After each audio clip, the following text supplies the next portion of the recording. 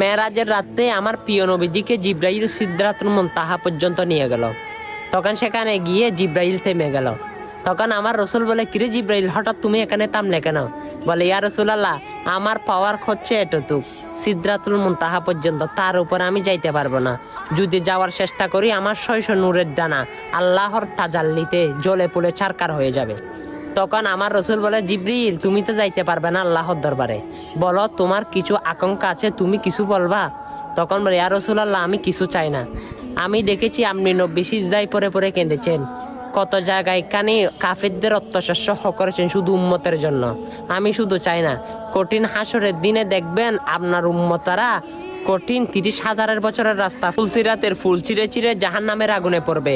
তখন আমি জিব্রাইল চাই আমার 600 নূরের ডানাও ফুলসিরাতের ফুলের উপর বিছিয়ে দিতে। তখন আমার নবী বলে, যাও জিব্রাইল, তোমার দোয়া আল্লাহ রাব্বুল আলামিন কবুল করে ফেলেছে। তো আমরা এমন একজন নবী যে জিব্রাইল পর্যন্ত আমাদের জন্য কত কষ্ট করেছে, আমরা সেই নবীর সম্মানগুলো যদি মানুষের কাছে প্রচার করে বলি সেটাগুলোকে বন্ডামি বলা হয়, আবার সেইগুলোকে ব্যবসা বলা হয়।